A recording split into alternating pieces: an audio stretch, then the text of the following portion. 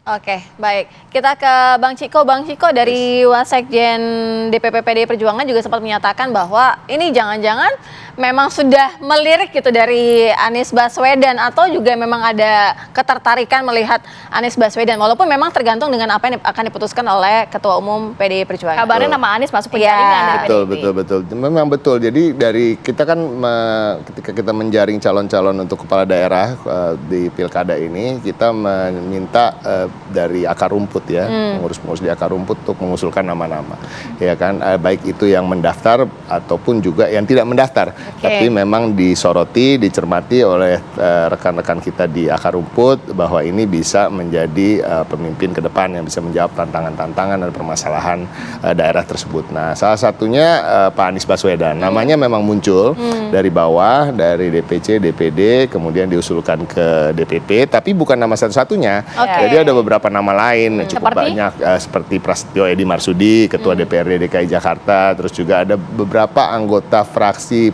PDI Perjuangan di DPRD, ada Pak Basuki Cahayapurnama, ada Pak Jarod, ada Bu Risma, dan ada juga nama-nama yang bukan muncul dari bawah tapi juga sudah dibicarakan di DPP PDI Perjuangan. Ada tidak alasan-alasan tertentu begitu sampai nama-nama itu muncul? Alasannya nomor satu adalah kita berbicara terkait daerahnya itu sendiri. Kita bicara soal DKI Jakarta yang akan berubah menjadi DKJ ya, daerah khusus Jakarta. Tentunya banyak hal-hal yang akan berubah terkait dengan administrasi, terkait dengan penganggaran, terkait dengan prioritas-prioritas, begitu juga akan ada aglomerasi dan lain-lain. Nah, ini juga artinya kita membutuhkan pemimpin yang betul-betul mampu menjawab tantangan-tantangan tersebut. Nah, tentunya nama-nama yang dimunculkan adalah orang-orang yang punya rekam jejak yang cukup baik, punya pengalaman yang begitu banyak, bidang administrasi, birokrasi, dan lain-lain. Nah, nama Pak Andika Perkasa misalnya juga yang muncul gitu kan, juga pernah memimpin sebuah institusi yang besar yang mempunyai perwakilan daerah-daerah gitu ya, sebagai panglima. Ada Bu Risma juga namanya, ya kan, pernah jadi kepala daerah, menjadi menteri dan lain-lain. Ada juga nama-nama seperti Prasetyo Edy Marsudi misalnya, Ketua DPRD yang juga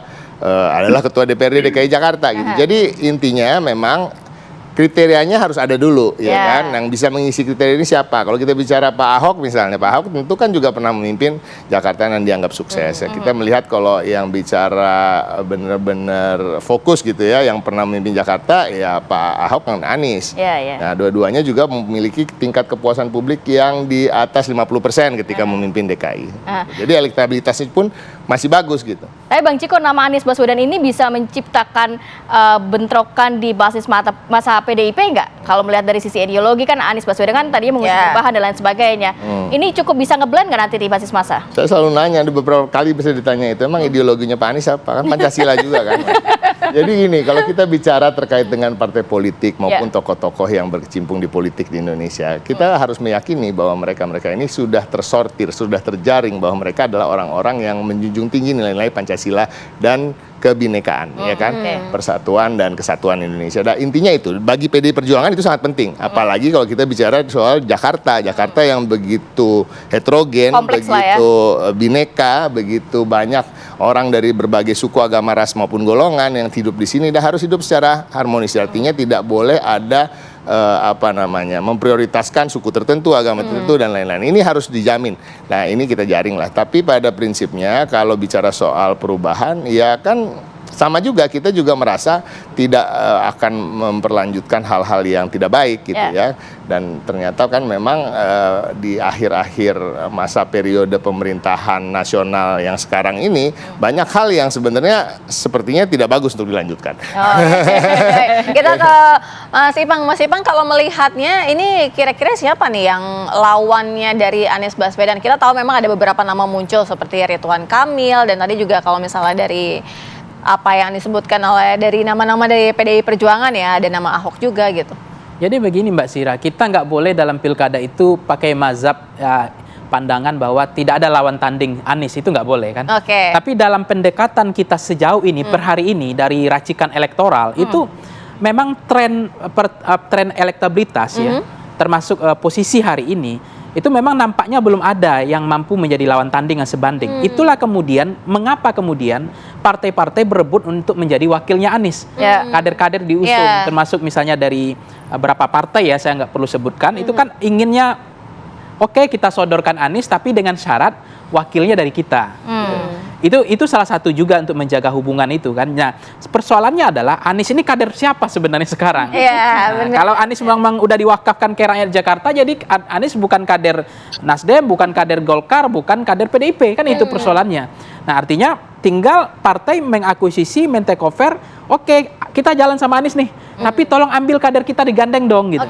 Tapi mungkin begini ya, pandangan parpol-parpol terhadap Anies itu karena masa lalu Anies yang pernah menjabat sebagai DKI Jakarta begitu, Gubernur DKI Jakarta. Ya, sebenarnya, atau ada faktor-faktor lainnya juga? Ya, faktornya adalah approval rating pasti. Level confidence-nya terhadap Anies kan juga masih 50% masih loh 50% ke atas Anies, lah. ya. Artinya kan kalau di atas 50 itu kan rapornya hijau lah, nggak kuning, nggak merah kan. Nah, yang kedua adalah alasan partai itu kan bandwagon effect. Bandwagon effect itu mereka mengusung yang bakal menang, nggak mungkin yang bakal kalah. Nah, kalau mereka melihat kecenderungan dari elektabilitas patokan parabel itu, yang punya kans untuk menang itu Anies kan gitu. Nah, persoalannya adalah siapa yang kira-kira akan mampu menjadi lawan tanding yang sebanding untuk melawan Anies. Itu kan perlu dipersiapkan oleh partai. Nah, misalnya Ridwan Kamil. Ridwan Kamil kan sekarang kadernya Golkar, diusung oleh Golkar.